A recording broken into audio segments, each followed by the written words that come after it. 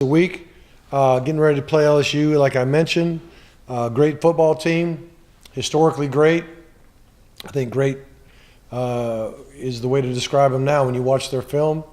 Very physical, fast team. They recruit as good or better than anybody in the country. They actually have more NFL players on the rosters right now than anybody in America, and that's about 3 or 4 years running. So always great players there, great coaching.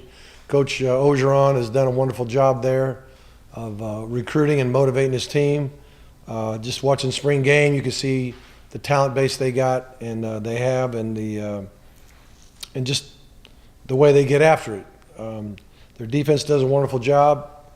Got a bunch of guys returning, but I'll start with their secondary. Talk about Greedy Williams, number 29, great cover guy, redshirt sophomore. Very difficult to shake free from. They do play a lot of man coverage, got a lot of faith and confidence in their covered people.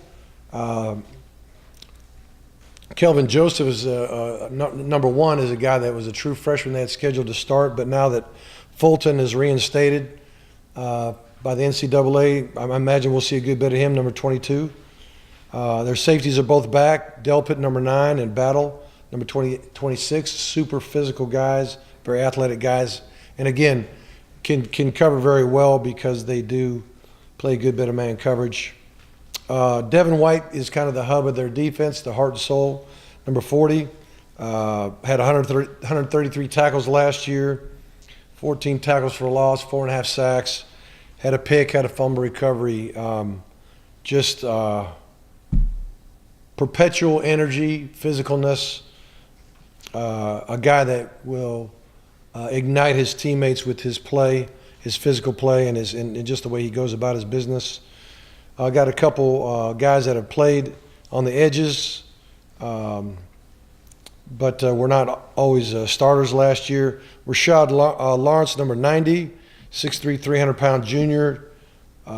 He's one of the great interior defensive linemen in the country, and they've got a bunch of them that play right now. So they're more of a 3-down, 4-linebacker front, and but they will get into some 4-down looks. When they do that, they normally take the nose guard out of the game, take their 2 ends or whatever you want to call them, make them over the guards, and then the outside linebackers become their rush guys. Not always that way, but that's one of the ways they like to get into their nickel defense. But great challenge for us in that way. Starting their receivers, Giles, I don't know if it's Giles or Giles, number 7. Played 23 games. He's a transfer from Texas Tech. He had 13 touchdowns, I think last year, in 2016, I believe. He had 13 touchdowns. A lot of 5-star recruits. Marshall was one of them. Giles was the other one. And I think even Jefferson, who changed his number from 85 to number 2, I believe he was a 5-star athlete as well. Just a lot of guys that can really play. This guy named Chase, another 5-star receiver, number 1, who had 30 touchdowns in his high school career. It might have been just in his senior year. Got some linemen that got experience. Charles has played 14 games. Brumfield is a full-time starter from a year ago. They got a guy named Trayor in there as a right tackle, looks like junior college transfer. I think he might have been the number 1 junior college lineman in America. So anyway, at their tight end position, they've got now number 18,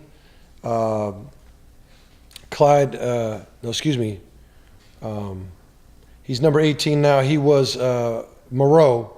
He was number 84. And if you know the tradition of LSU, the number 18 is a number of honor. I think a senior gets it. It might not be a senior, but it's somebody that they respect a lot to wear the number 18 jersey. I'm not certain if you have to be a senior to be it. I think you do. But Foster Moreau is the one who's going to take that honor. The running backs, probably by committee. It's hard to say for sure. They've got Clyde Edwards-Helaire. He's number 22, about 5'9", 215 pounds. Really tough physical guy. He's also a kickoff return man for them. Brosette, Fournette, our other guys that may get carries or probably will get carries. So, and then the quarterback position, I guess they just announced Burrow, the transfer from Ohio State, will be the quarterback. I've seen tape of him. Big, tall, athletic guy. Guy can throw the ball extremely well.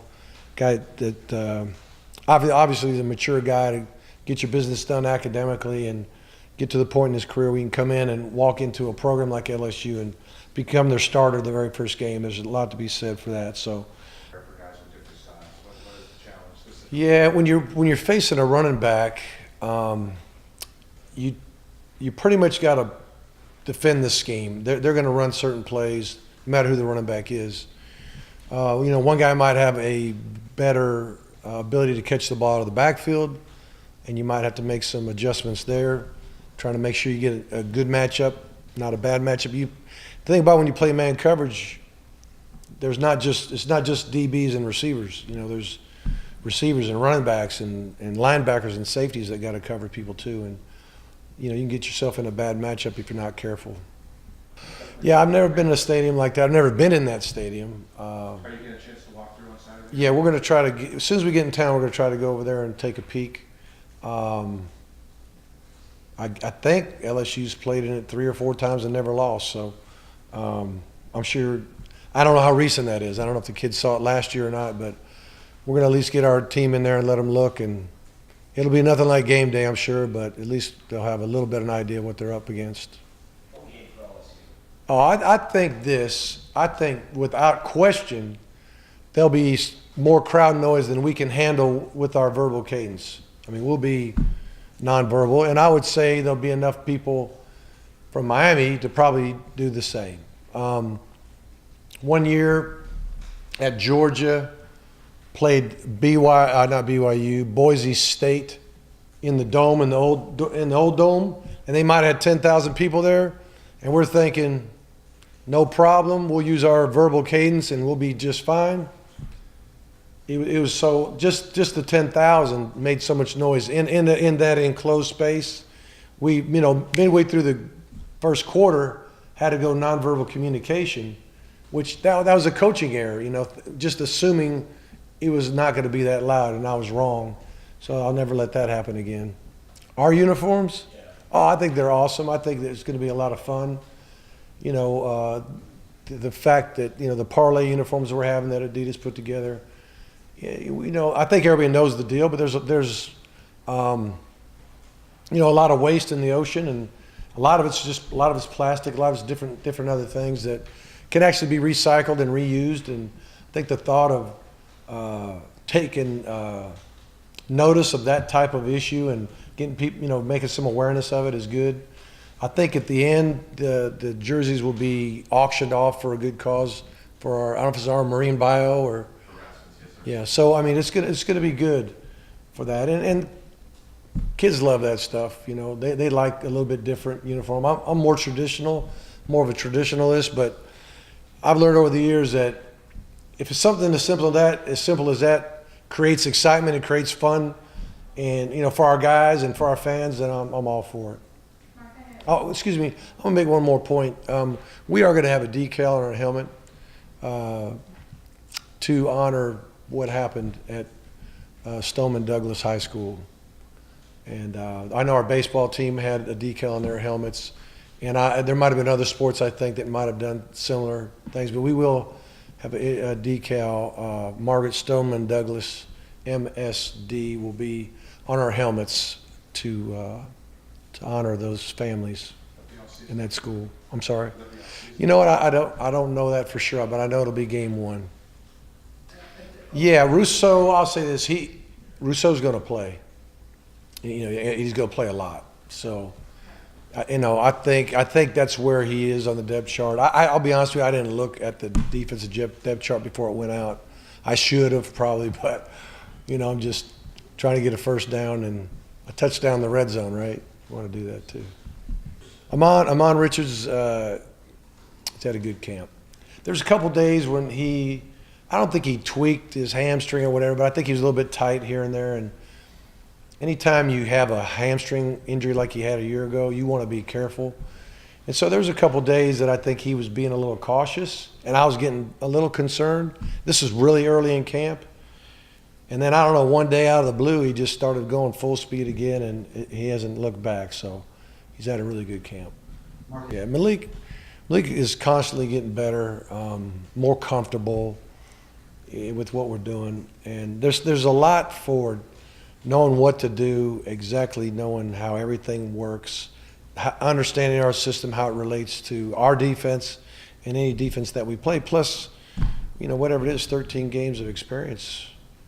It's hard to replace that.